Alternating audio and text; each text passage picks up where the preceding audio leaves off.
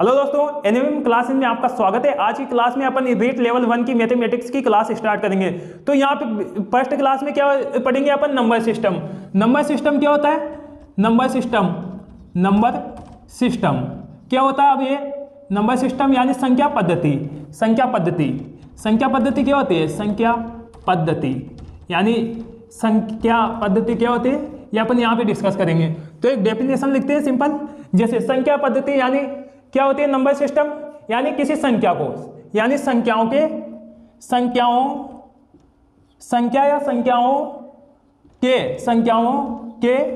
लिखने तथा संख्याओं के लिखने तथा उनके नामकरण के जो नियम होते हैं, नामकरण के सुव्यवस्थित नियम होते हैं, उनको संख्या पद्धति बोला जाता है। संख्याओं के लिखने तथा उनके नामकरण के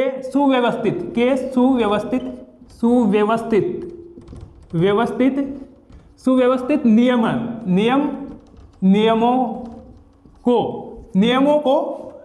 नियमों को संख्या पद्धति बोला जाता है। संख्या पद्धति कहते हैं, ऐसा लिख सकते कहते हैं। तो क्या होता है? संख्याओं को लिखने तथा उनके नामकरण के सुव्यवस्थित नियमों को संख्या पद्धति बोला जाता है। तो यहाँ पे पहले अपन जानेंगे कि संख्याएं क्या होती है।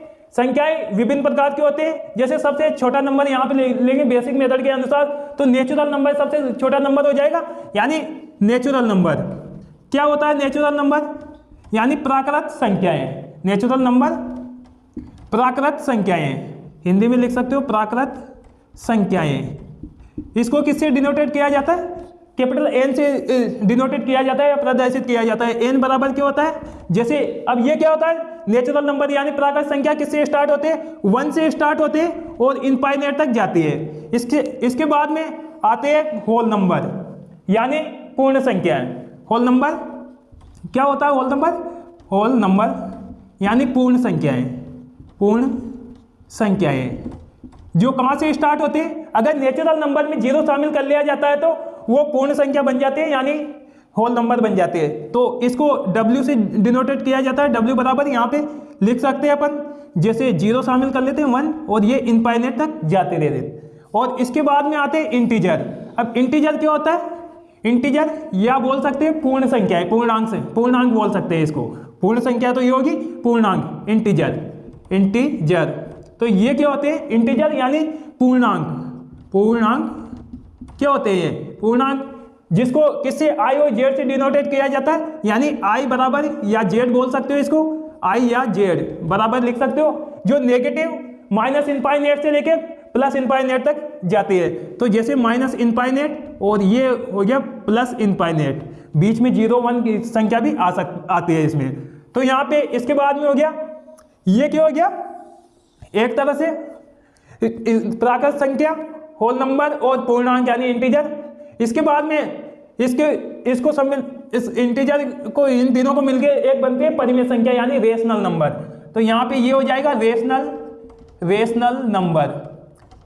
नंबर यानी परिमेय संख्या। अब परिमेय संख्या क्या होते हैं? जिनको P/Q के रूप में लिखा जा सकता है उसको परिमेय संख्या बोला जाता है। परिमेय संख्या यानी जिनको P/Q के रूप में लिखा जा सकता है, जैसे कि 1/2 है, ये पॉजिटिव और नेगेटिव और 0 हो सकती है। यानी यहाँ पे लिख सकते हैं, जैसे इसको किससे डिनोटेट किया जाता है? जैसे कैपिटल Q से डिनोटेट किया जाता है इसको।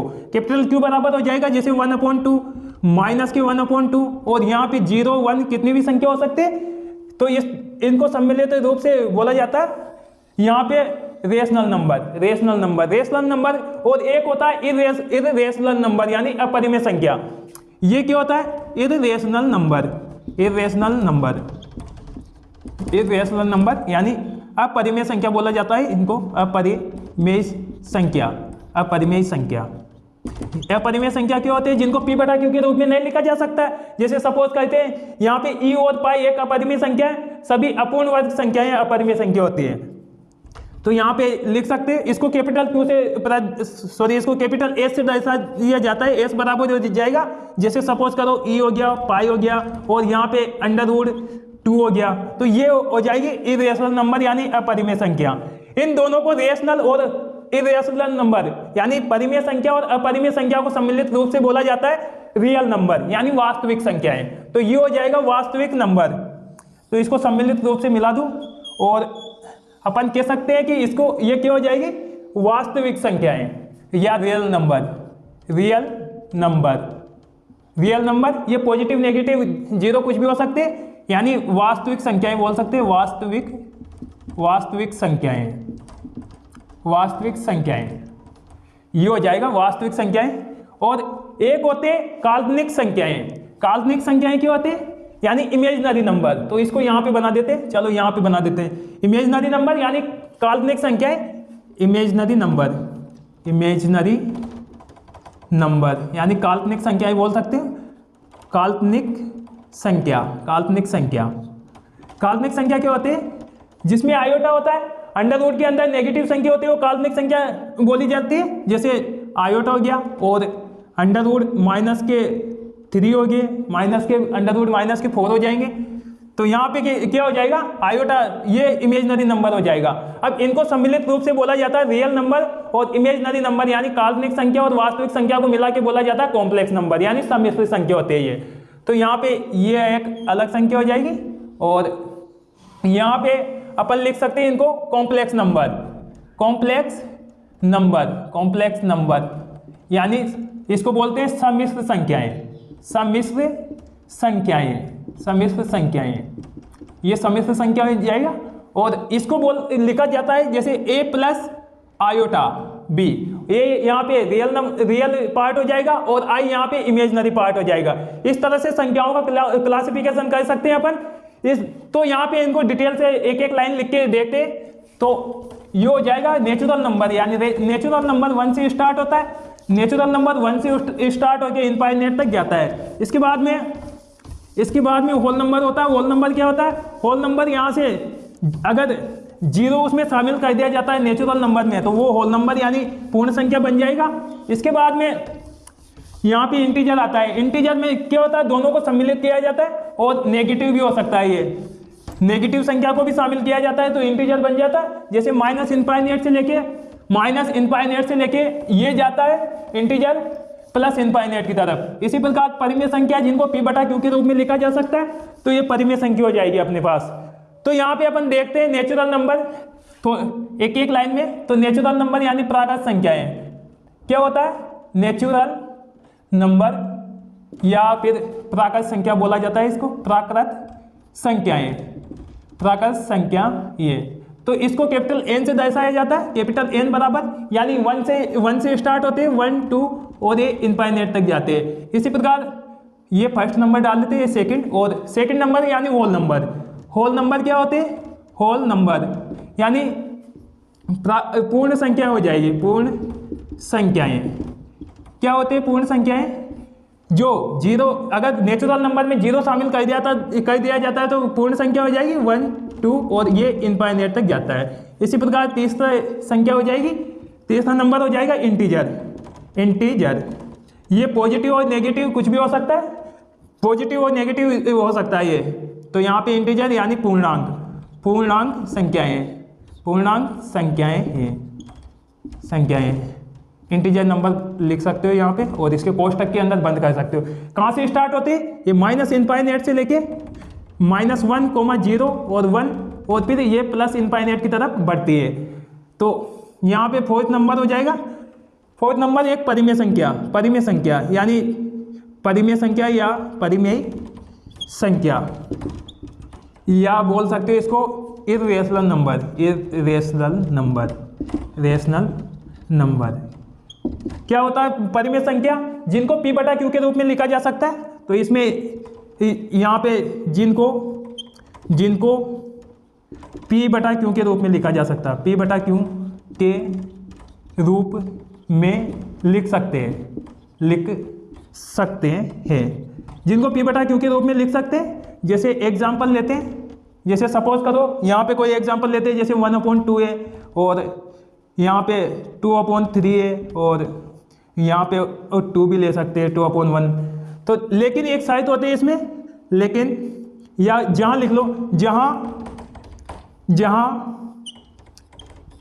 q नॉट इजिकल टू 0 यानी q 0 नहीं होना चाहिए, इसमें ये कंडीशन होते हैं। एक सेकंड पॉइंट लिखो इसमें, इसको क्या, सभी पूर्ण वर्ग संख्याएं परिमेय संख्या होती है, सभी पूर्ण वर्ग संख्याएं परिमेय संख्या होती है, परिमेय संख्या होगी या होती है। जैसे कि एग्जाम्पल लेते हैं, जैसे ये मानते हैं एग्जाम्पल, तो √4 है, या 4 लिख लो, ये पूर्ण वर्ग संख्या है तो 4 हो जाएगा। इसके बाद में यहाँ पे 9 हो जाएगा, ये सब पूर्ण वर्ग है, 16 हो जाएंगे। कितने एग्जाम्पल लिख सकते हैं। इसी प्रकार यहाँ पे जिनको सभी दशमलव संख्याएं जिनकी दशमलव के बाद में गिनती करना संभव हो, सभी दशमलव संख्याएं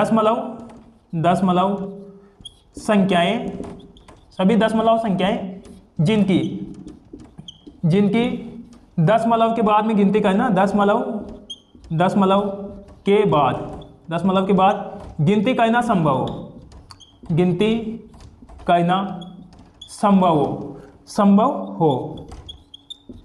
करना संभव हो, सभी दशमलव संख्याएं जिनकी गिनती करना संभव हो, दशमलव के बाद वाली संख्या जिनकी गिनती करना संभव हो। जैसे एग्जाम्पल लेते हैं, एग्जाम्पल नंबर, तो यहाँ पे एग्जाम्पल लेते हैं, जैसे 1.235, तो यहाँ पे पॉइंट के बाद में कितनी संख्या, 3 संख्या, तो अपन गिनती कर सकते हैं इसकी। तो इस तरह से ये भी एक परिमेय संख्या होगी। और सभी दशमलव संख्याएं या अशांत आवर्ती दशमलव संख्याएं बोल दो, सभी अशांत आवर्ती दशमलव संख्याएं, अशांत आवर्ती दशमलव संख्याएं, सभी अशांत आवर्ती दशमलव संख्याएं जिनकी दशमलव के बाद में पुनरावृत्ति हो, अर्थात बोल सकते हो अर्थात दशमलव के बाद में, अर्थात दशमलव के बाद संख्याओं की पुनरावृत्ति हो, संख्याओं की पुनरावृत्ति होती हो, संख्याओं की पुनरावृत्ति हो, तो उसे भी परिमेय संख्या कहते हैं। जैसे सपोज करो एग्जाम्पल लेते, जैसे कि यहाँ पे 1.23 और यहाँ पे 3 बार आ रहा, तो ये 23 बार आ रहा, तो 1.3 भी ले सकते हैं। जैसे 3 यहाँ पे 1.3, यहाँ पे 3 बार आ रहा, तो इस तरह की जो संख्या होगी वो एक परिमेय संख्या होगी। तो इस तरह से परिमेय संख्या लिख सकते हैं अपन। और भी यहाँ पे पॉइंट लिख सकते हैं, 0 भी एक परिमेय संख्या होती है, 1 भी एक परिमेय संख्या होती है।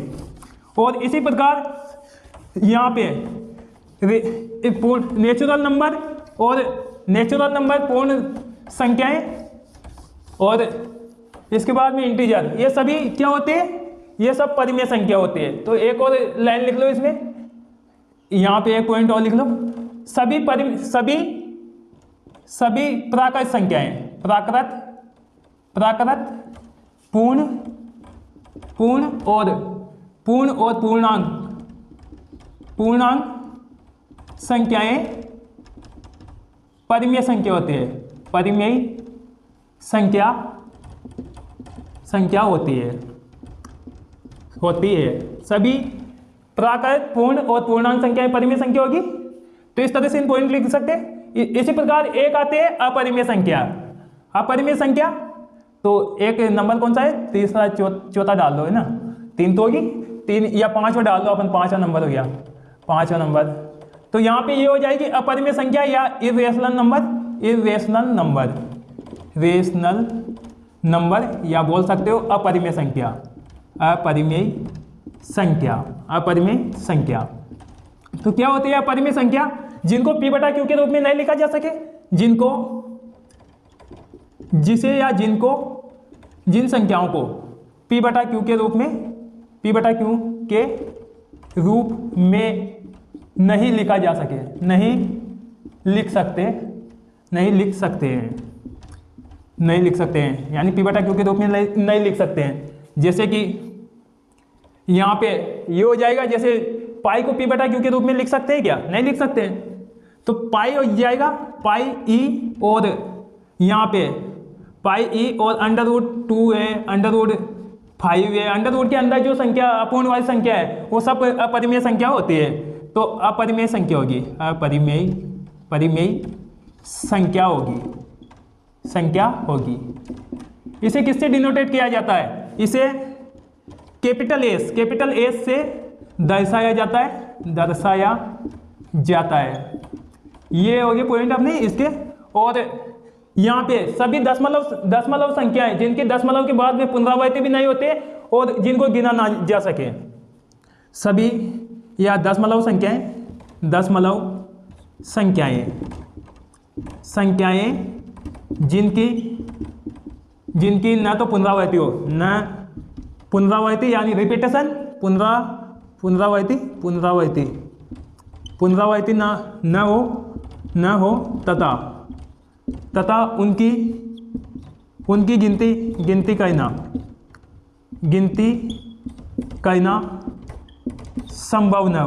करना संभव न हो, तो उसे क्या अपरिमेय संख्या बोलेंगे। जैसे कि एग्जांपल लेते हैं, जैसे 1.235679825, मतलब रिपीटेशन नहीं होता और अनंत तक जाती है संख्या, तो ये अपरिमेय संख्या हो जाएगी। तो इस तरह से परिमेय रेशनल नंबर और इरेशनल नंबर के बारे में अपन ने जानकारी जुटाई। तो एक होता है, एक ये क्वेश्चन लिखते हैं इसमें, जैसे एक क्वेश्चन आया हो रीट में, जैसे है कि ये क्वेश्चन आया रीट में, जैसे क्वेश्चन नंबर 1 लिख सकते हो। जैसे कोई संख्या है तो यहाँ पे 0.123 के ऊपर बार है को परिमेय संख्या या इसको फ्रैक्शन में कन्वर्ट करना, परिमेय संख्या में लिखो, P/Q के रूप में लिखो। तो इस तरह से क्वेश्चन आया तो कैसे लिखेंगे? तो अपन जानते हैं कि किसी संख्या के ऊपर बार लगा, यानी अशांत आवर्ती दशमलव संख्याएं, तो ये एक परिमेय संख्या होगी। तो इसको P/Q के रूप में कैसे दर्शाया जाता है? जैसे कोई संख्या है तो 1 2 3, अब 3 लिखेंगे, जितने संख्या के ऊपर बार है उतने 9 नीचे लिख दो, 9 लिख देंगे, और जो संख्या दी है वो ऊपर लिख दो, और जो बार के अलावा जो संख्या दी है ना उसको माइनस कर दो, तो 12 हो जाएगा। 123 - 12, तो यहाँ पे 111 बच जाएगा, अपॉन में 9। और यहाँ पे 2 0 भी लगाना पड़ेगा। अगर संख्या के ऊपर बार यहाँ पे 2 संख्या दे रखी है उसके ऊपर बार नहीं है तो 2 0 लगाना पड़ेगा, तो यहाँ पे 900 हो जाएगा।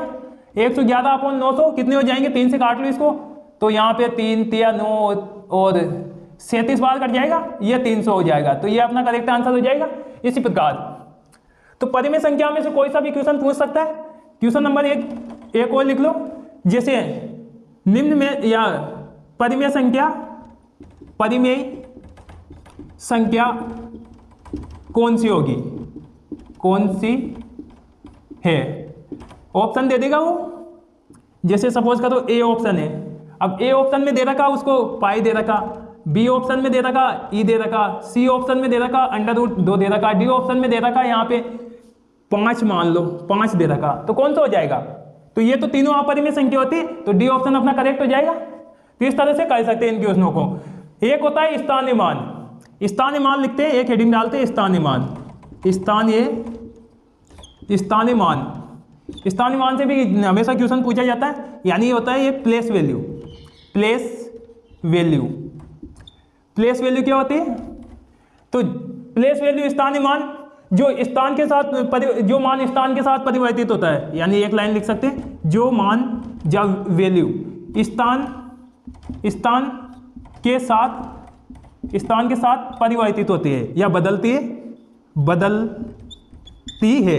है, जो मान स्थान के साथ बदलता लिख दोगे ना, बदलता है। जैसे एग्जांपल लेते हैं, कोई एग्जांपल लेते हैं, जैसे 1 2 5 9 8 और 2 ले सकते हैं। में 2 का स्थानीय मान क्या होगा? 2 का स्थानीय मान क्या होगा? 2 का स्थानीय मान क्या हो जाएगा इसमें? ये क्वेश्चन है।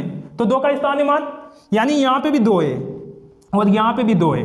इसका 2 का स्थानीय मान 2 के पीछे कितनी 0 है? सॉरी कितनी संख्या है? 4 संख्या है, तो 4 0 लगा दो यहाँ पे। 2 का स्थानीय मान, इस 2 का स्थानीय मान, अब इसके पीछे कोई संख्या है नहीं तो ये 2 आ जाएगा। तो अपन कह सकते हैं कि स्थान बदलता है तो यहाँ पे स्थानीय मान भी बदलेगा।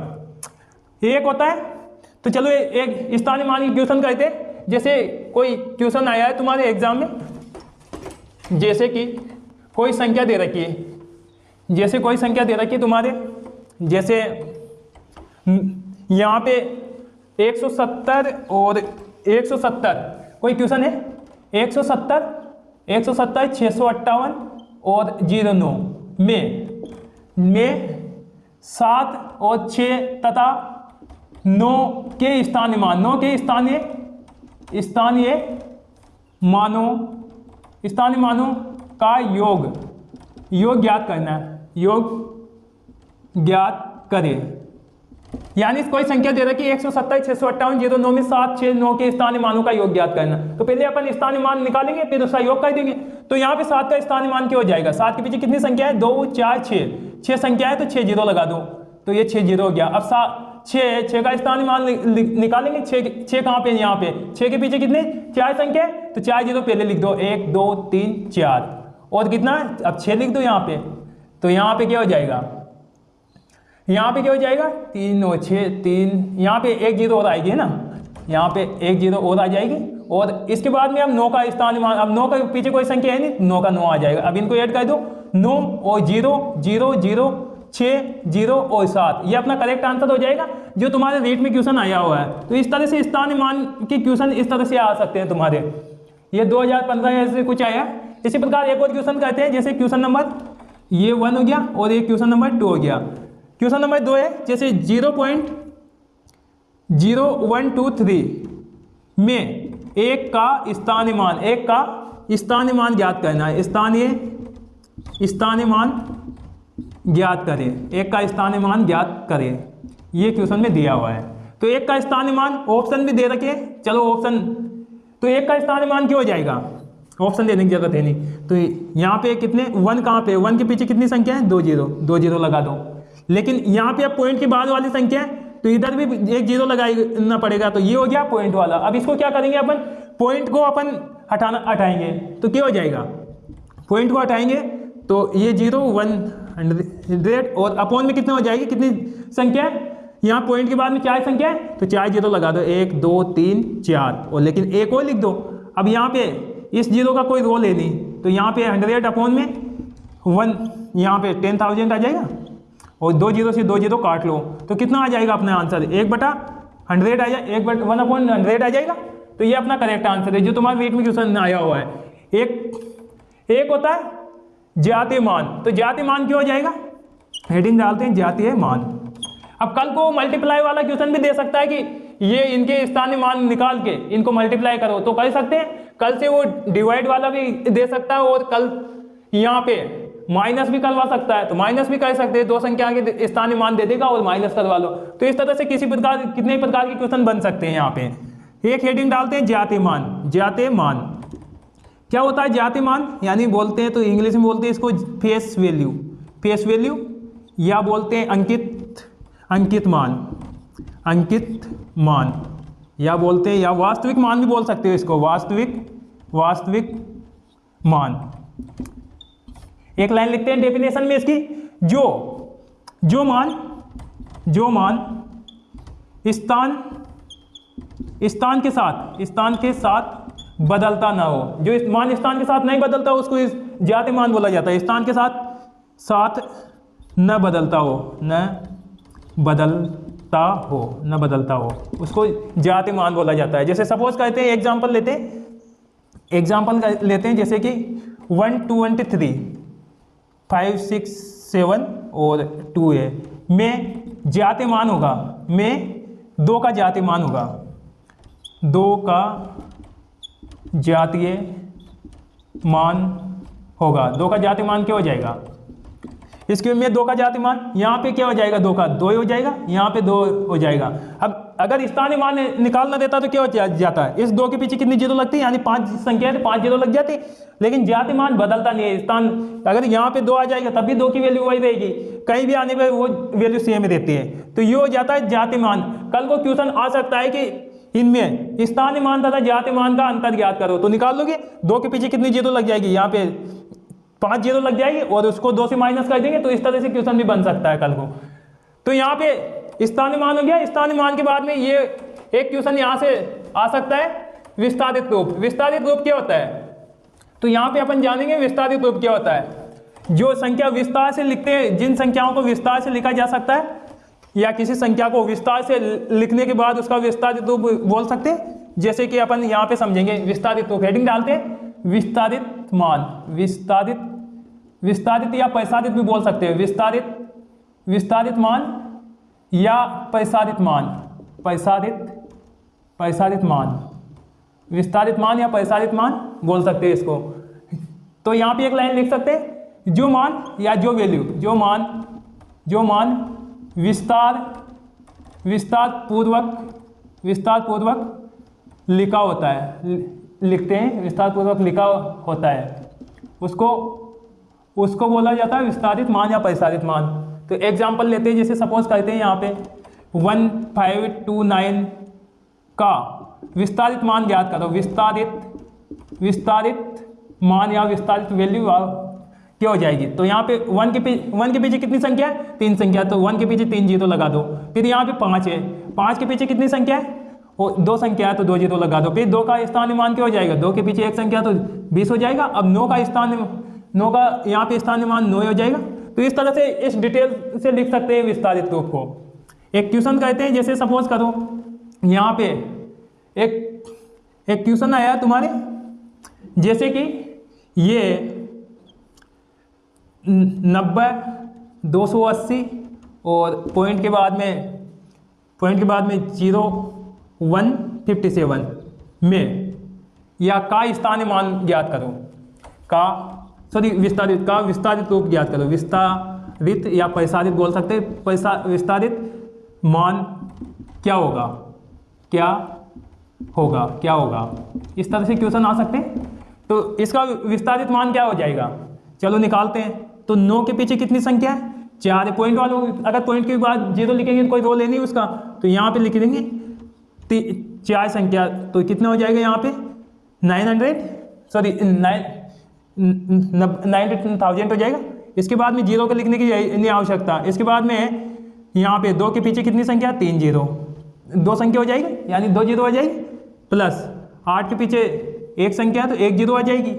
और प्लस अब यहाँ पे 1 का विस्तारित रूप करेंगे, ज्ञात करेंगे तो क्या हो जाएगा? 1 का स्थानीय मान ज्ञात करेंगे तो 1 के पीछे 2 जीरो है। और उसके बाद में अब यहाँ पे पॉइंट भी हटाना पड़ेगा, तो पॉइंट 4 संख्या है टोटल, तो यहाँ पे 4 संख्या है, तो 4 जीरो लगा दो और 1 लिख दो यहाँ पे। प्लस अब यहाँ पे 5 का स्थानीय मान ज्ञात करेंगे, तो 5 की वैल्यू क्या है? 5 अपॉन 5 के पीछे 1 संख्या है, तो 1 जीरो लग जाएगी। अब टोटल जीरो कितने आ जाएंगे 1 के पीछे, यानी कितनी संख्या है यहाँ? 4 संख्या है, तो ये 4 जीरो लिख दो। प्लस और इसके बाद में 7 का लिखेंगे तो क्या हो जाएगा? 7 का टोटल नंबर कितने? 4 पॉइंट के बाद में, तो 4 जीरो लिख दो और यहाँ पे 1 लिख दो। ये अपना इस विस्तारित मान हो गया। इसको आगे सोल्व कर सकते हैं। तो यहाँ पे 90,000 प्लस 200 प्लस 80 प्लस यहाँ पे 2 जीरो से 2 जीरो काट लो, तो 1/100 हो जाएगा। और यहाँ पे 1 जीरो से 1 जीरो उड़ा दो और 5/1000 हो जाएगा। प्लस 7 यहाँ पे 10,000 हो जाएगा। तो इस तरह से इन क्वेश्चनों को सोल्व कर सकते हैं। कोई सा भी एग्जाम में क्वेश्चन आ सकते हैं किसी प्रकार के, अगर विस्तारित रूप से वो पॉइंट में दशमलव संख्या में भी कन्वर्ट कराने के लिए बोल सकता है। तो एक क्वेश्चन ये लिख लो, क्वेश्चन नंबर, तो यहाँ पे हो जाएगा जैसे 9, ये 90 लिख लो और 9 प्लस यहाँ पे 9/10 लिख लेते, प्लस 9/100 लिख लो और प्लस 99/1000 लिख लो। का या को दशमलव संख्या में बदलो, दशमलव संख्या में बदलो। दशमलव संख्या में बदलना है इसको। कैसे बदलेंगे? अब दशमलव संख्या में बदलो इसको। तो यहाँ पे क्या हो जाएगा? तो 90 तो एज इट इज, प्लस 9 ये हो जाएगा। प्लस अब इसको पॉइंट में नीचे कितने जीरो है? 1 जीरो है, तो यहाँ पे 0.9 हो जाएगा। इधर यहाँ पे 2 जीरो है, तो 2 संख्या बनाओ, 2 संख्या बना दी। अब पॉइंट लगा दो। इसी प्रकार 3 जीरो है नीचे, तो 3 संख्या बनाओ, 0 9 99 और यहाँ पे पॉइंट लगा दो। तो इनको ऐड कर लो, अब क्या हो जाएगा, चलो पीछे से ऐड कर, तो ये 9 लास्ट में और 9 और 9 कितने हो जाएंगे 18 के 8 आ जाएंगे, और यहाँ पे 9 0, तो 9 और हासिल 1 तो 0 हो जाएगा, 1 इधर आ जाएगा। अब यहाँ पे 9 और 10 99, ये 90 और 9 मिलके कितने हो जाएंगे 99, और 1 इधर हासिल का लग रहा तो कितने हो जाएंगे 100, तो ये अपना करेक्ट आंसर हो जाएगा। तो इस तरह से इन क्वेश्चनों को सोल्व कर सकते हैं। इसी प्रकार एक और क्वेश्चन लेते हैं अपन यहाँ पे, जो कि यहाँ पे इंडियन करेंसी यानी सिक्कों के कोई क्वेश्चन है, तो उस टाइप के क्वेश्चन भी आते हैं, कोई सिक्के कन्वर्ट करने वाला, तो उसको भी यहाँ पे सोल्व कर लेते हैं, क्योंकि तुम्हारे एग्जाम में पूछा हुआ क्वेश्चन है उस टाइप का, विस्तारित रूप में कैटेगरी में आ सकता है ऐसा सवाल। तो जैसे क्वेश्चन है यहाँ पे, जैसे कि यहाँ पे 50 पैसे के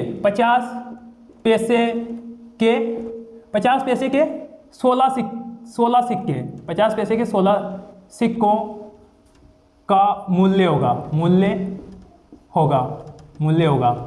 ये क्वेश्चन में दिया हुआ है। और ऑप्शन दे रखे हैं यहाँ पे, ऑप्शन दिए हुए हैं, जैसे कि 1 रुपये के 4 सिक्के प्लस 2